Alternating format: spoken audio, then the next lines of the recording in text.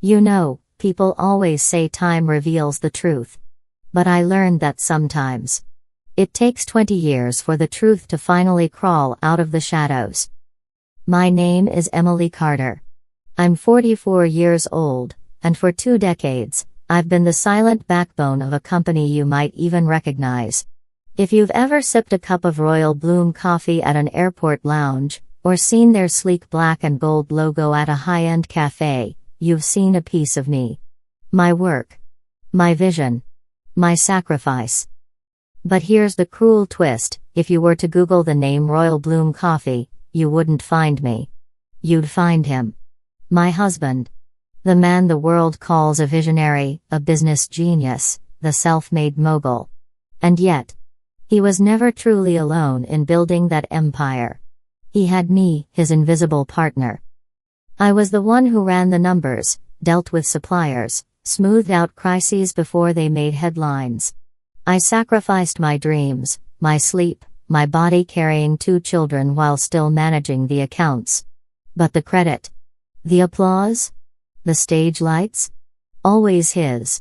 He loved the spotlight so much he never once turned around to see who was holding it steady for him. But you know what's worse than being invisible? Being discarded like you never mattered. Yes. After 20 years of being his shadow, his silent partner, he filed for divorce. Cold. Heartless. As if all I'd done, all I'd given, was nothing. I still remember that morning. The sun was pouring through the kitchen windows, golden and warm, while I brewed coffee the way he liked it, 2 sugars, no cream. I thought it was just another day.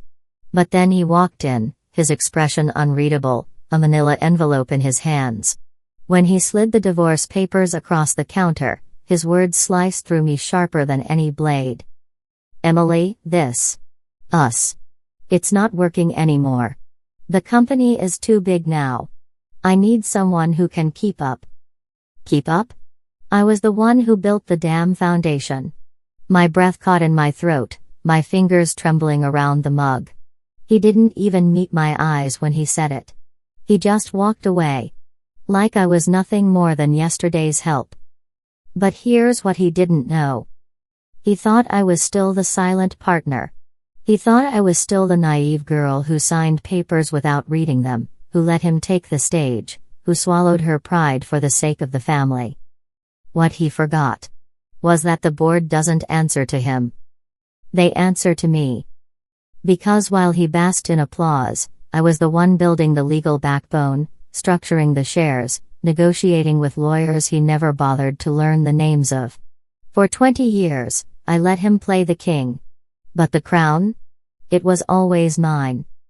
And that, my friends, was his biggest mistake. But let's rewind, just for a moment. Because to understand how I ended up in that kitchen, staring at divorce papers like they were death warrants, you need to know how it all began. I was just 23 when I met Daniel. Fresh out of business school, full of ideas and foolish optimism. He was 5 years older, charming, confident, with that rare ability to make anyone believe in him. Back then, he didn't have much, just a small coffee cart parked outside a university campus. But what he did have was vision. He told me, on our second date, that one day he'd own a coffee empire. I laughed at the time, but I didn't realize he wasn't joking. And me? I believed in him. God help me, I believed in him so much I poured everything I had into his dream. At first, it was small things. I helped balance his books. I found better deals on coffee beans. I designed flyers and handed them out on freezing mornings before class. Slowly, the cart became a small shop. The small shop turned into 2, then 5. Each step forward, we took together. Or at least, I thought we did. My parents warned me.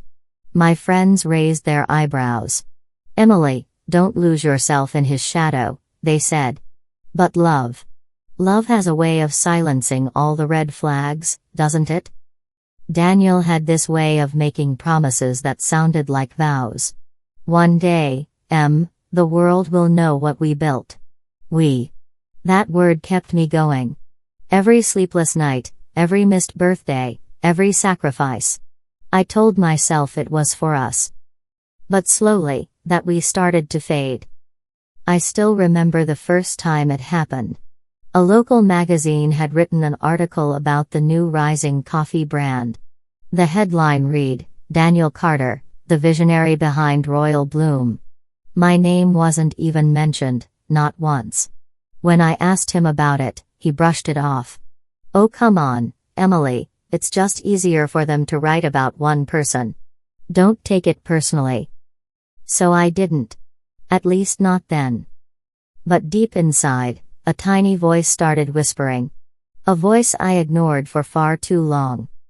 And as the years passed, the man I once admired began to reveal cracks. Arrogance. Greed. That hunger for recognition, for power, that overshadowed everything else, even me. I should have seen it coming. But I didn't. Not until the day he pushed divorce papers across the counter, as if 20 years of my life were nothing more than a bad investment he was ready to write off. And that was the moment everything changed. When someone you love betrays you, it rarely happens all at once. No, betrayal is a slow burn, a poison that seeps in drop by drop until one day you realize you're choking on it. Daniel's betrayal didn't begin with the divorce papers. That was only the final nail in the coffin. No, it began years earlier, little things I brushed off, moments I convinced myself weren't worth a fight. Looking back now, I see them for what they were, warning signs. It was the way he started introducing himself at networking events. "I'm Daniel Carter, founder and CEO of Royal Bloom Coffee, and me?" I was reduced to a polite smile, standing silently by his side. No mention of my name. No acknowledgement that while he was charming investors over cocktails, I was the one poring over contracts until 3 a.m. Then there were the mistakes in interviews.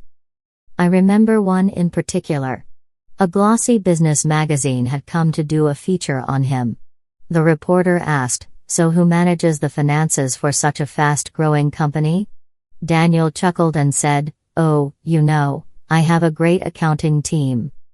Accounting team? That team was me. Me, running spreadsheets in the middle of the night, negotiating with banks, balancing budgets so we didn't collapse under our own growth. When I confronted him later, he brushed it off again. "Emily, you don't understand. Investors want a strong, single face. Too many cooks spoil the broth." I swallowed my pride, telling myself it was temporary. That one day, when we'd made it, he'd give me my rightful place beside him. But instead, things only got worse. He began to treat me less like a partner and more like staff. He'd leave me lists of tasks, delegate things with a cold handle it, and then disappear to schmooze with people who could boost his image. The man who once told me we're building this together now acted as if I were lucky just to ride his coattails. Still, I stayed silent. For the sake of the company. For the sake of our children. For the sake of that foolish, fragile dream that maybe, just maybe, he still saw me as his equal. But silence has a cost. One evening, a supplier called me, furious. They'd received an email, supposedly from me, canceling a bulk order of coffee beans. Except, I'd never sent that email.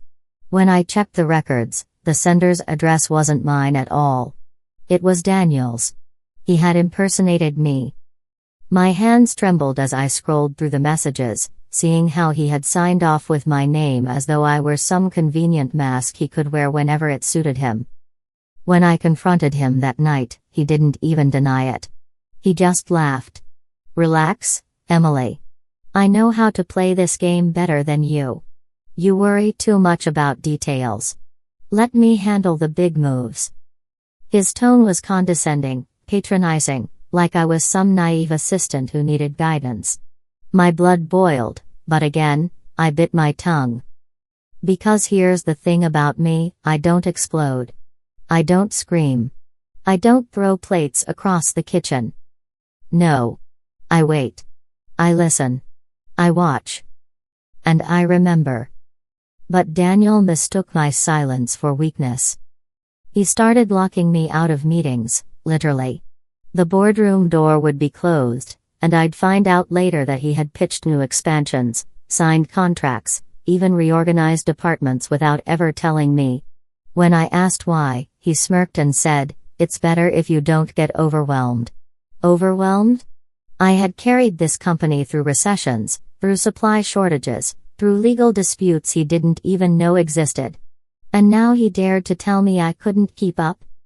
The arrogance was staggering. And then came the moment that sealed my fury. I was reviewing quarterly reports when I noticed something odd. A line item, millions of dollars, diverted to a new account I didn't recognize. When I pressed Daniel about it, he waved me off. "Just a little side venture. Nothing for you to worry about." Nothing for me to worry about? That was our money. Our company's money. My work, my sweat, siphoned away like loose change in his pocket. That night, I lay awake in bed, staring at the ceiling while his breathing grew heavy beside me. I realized then that the man I once loved had become a stranger, a thief wearing my husband's face. And yet, I still played the silent partner. Because I knew something he didn't. For years, while he strutted on stages and gave interviews, I had quietly built safeguards. Contracts. Clauses. Shares tucked safely in my name. Lawyers who knew exactly where the real power lay. Daniel thought he was pushing me out. What he didn't know was that every arrogant step he took was leading him closer to the edge of a cliff, one I had built beneath his feet. So I let him dig his own grave. When he filed for divorce, thinking he was cutting me off from everything, he had no idea he was about to lose it all. Because the board doesn't answer to him. They answer to me. The morning Daniel filed for divorce, the world didn't stop. My children still needed breakfast, my employees still needed guidance, and yet, I felt like the floor had been ripped out from under me. 20 years of my life. Gone, or so he thought.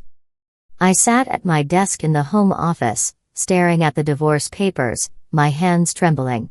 The cold white sheets seemed almost ceremonial, like a declaration of war I hadn't signed up for. My mind raced. How could a man I built a life with, someone I trusted with everything, betray me like this? And then, the phone rang. It was one of our top suppliers. A shipment of coffee beans meant for our flagship stores had been cancelled. Again. Only this time, it wasn't a simple miscommunication. Someone claiming to be Daniel, posing as the owner of Royal Bloom, had called to cancel the orders and redirect the payment to a different account. An account I couldn't trace. My stomach sank. Years of effort, of sweat and sleepless nights, were being dismantled before my eyes.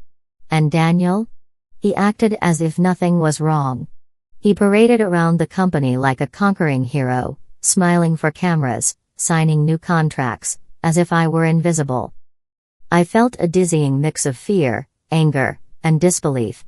My company, my life's work, was slipping through my fingers, and the people I trusted the most, my husband, my partner, were betraying me. That day, I realized something terrifying. Daniel had no intention of negotiating.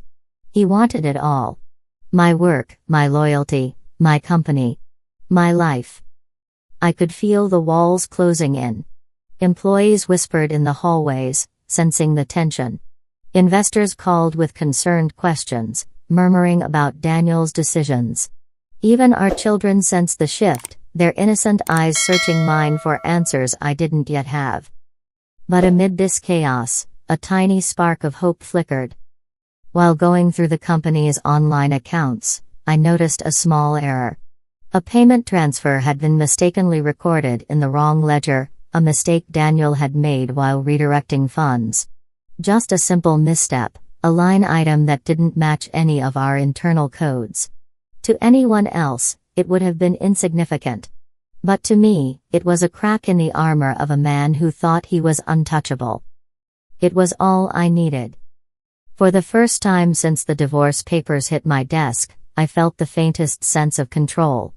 Daniel may have thought he had taken everything from me, but the truth was, he had underestimated me. Horribly. Over the next few days, the tension escalated.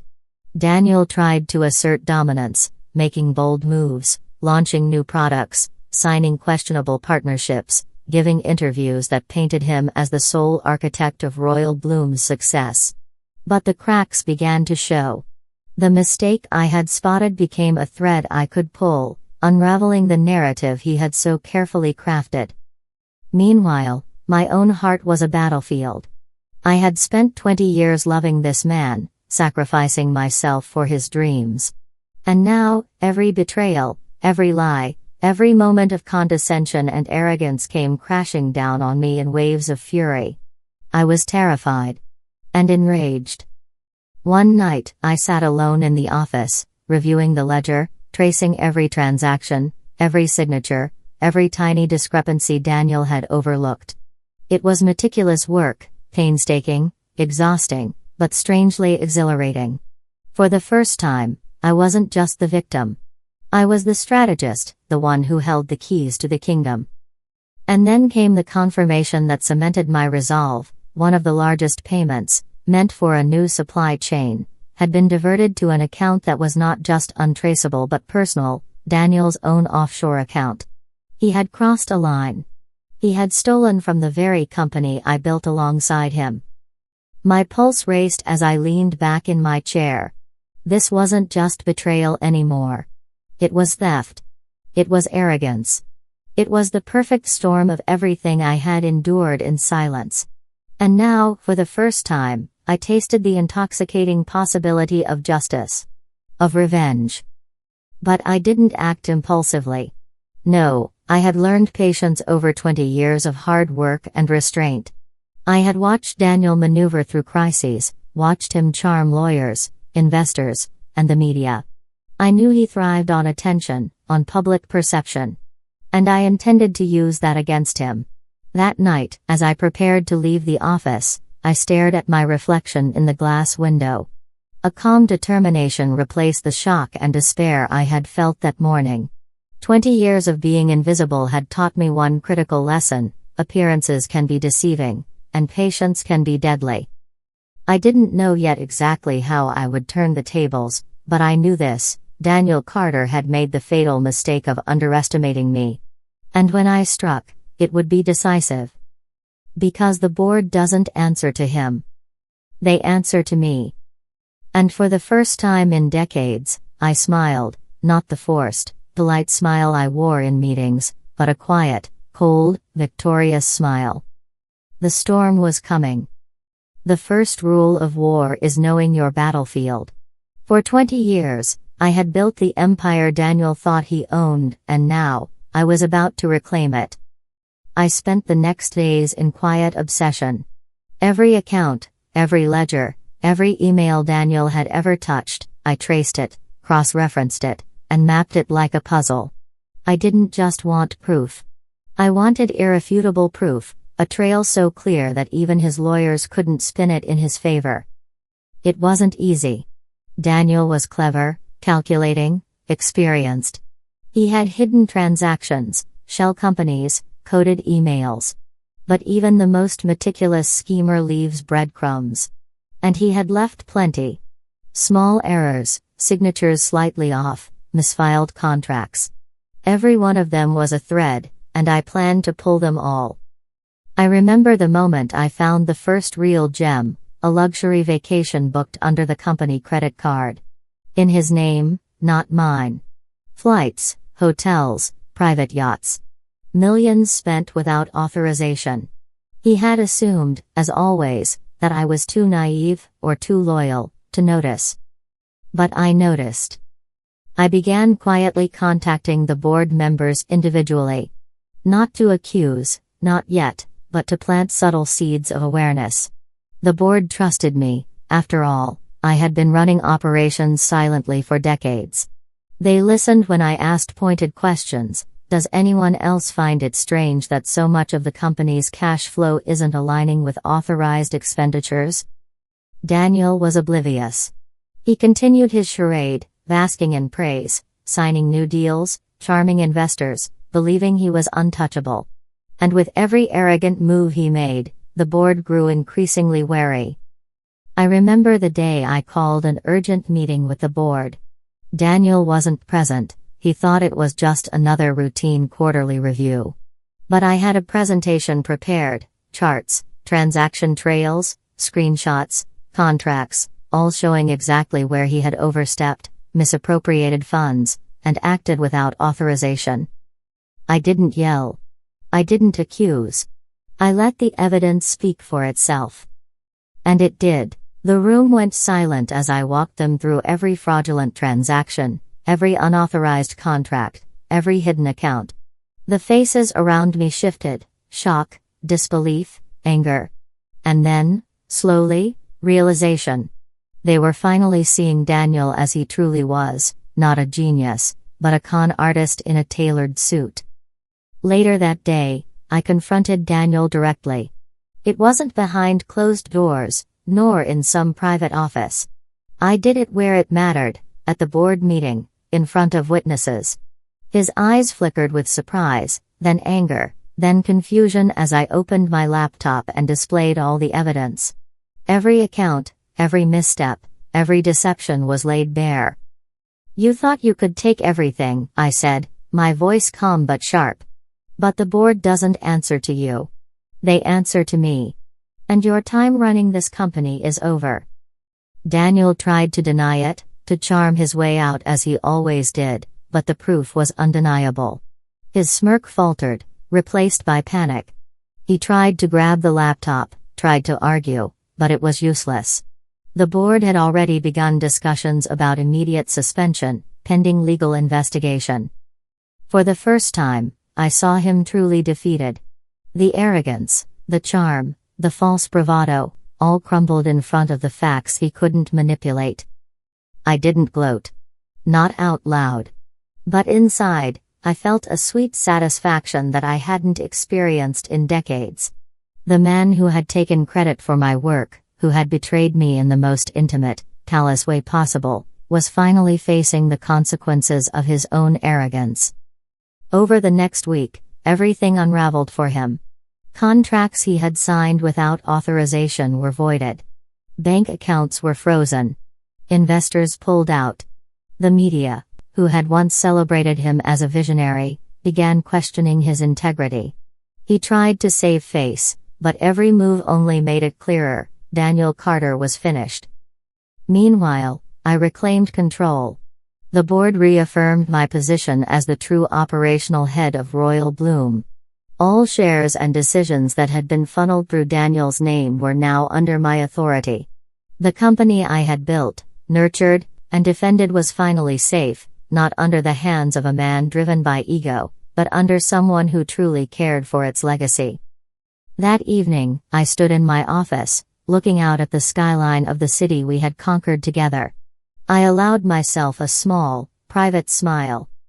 Daniel had thought he could bury me, silence me, erase me from 20 years of history. But instead, he had handed me the shovel, and I had dug my way out of the shadow he had cast over me. For the first time, I felt completely free. Not just in the legal or financial sense, but in the most profound, visceral way. The weight of betrayal, of being overlooked, of 20 years of silent labor, it had been lifted, and I knew this wasn't just a victory for me. It was a warning.